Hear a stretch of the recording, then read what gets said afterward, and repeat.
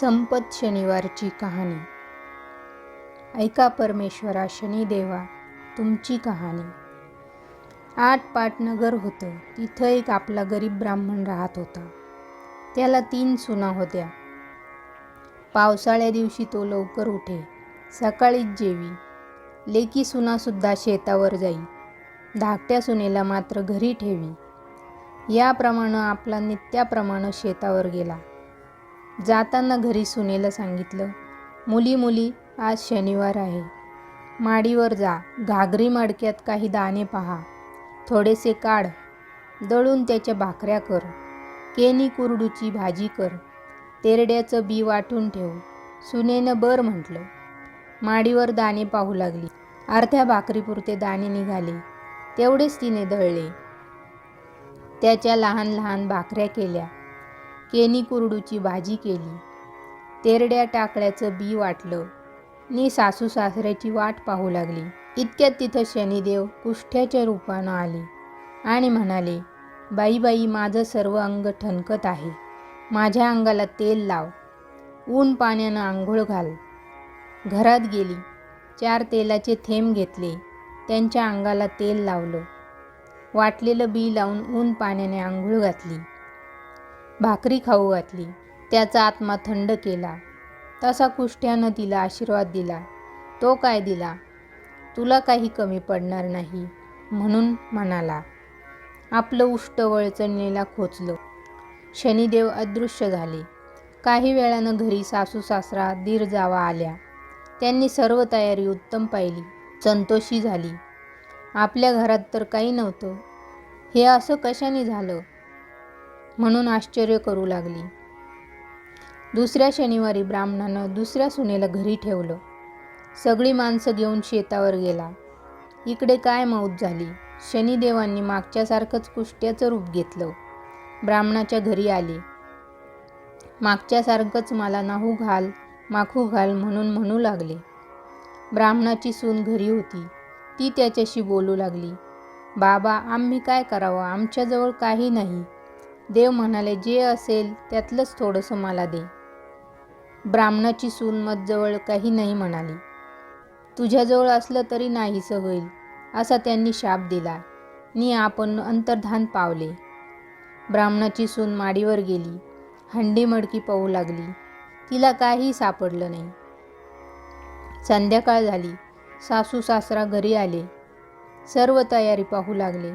तो त्यांना काहीच दिसेना. मग सुनेला राग भरले. सुनेनं झालेली सर्व हकीकत सांगितली. पुढं 3रा शनिवार आला. ब्राह्मणानं 3ऱ्या सुनेला घरी ठेवलं. जेवणाची तयारी चांगली कर म्हणून सांगितलं. आपण उठून शेतावर गेले. इकडे मागच्यासारखे शनिदेव आले. ब्राह्मणाच्या सुनेला अंगाला तेल लाव म्हणून म्हणू लागले. तिनं दुसऱ्या जावेसारखा जबाब दिला. देवांनी तिला पूर्वीसारखा शाप दिला आणि आपण अंतर्धान पावले. पुढं काय झालं. काही वेळानं सासू सासरा घरी आले. जेवणाची तयारी पाहू लागले. तो तिथं काही दिसेना. मग त्यांनी सुनेला विचारलं. मागच्यासारखीच हकीकत ऐकली. सगळ्यांना उपवास पडला. मनात फार खिन्न झाली. पुढं 4थ्या शनिवार आला. ब्राह्मणानं धाकट्या सुनेला घरी ठेवलं.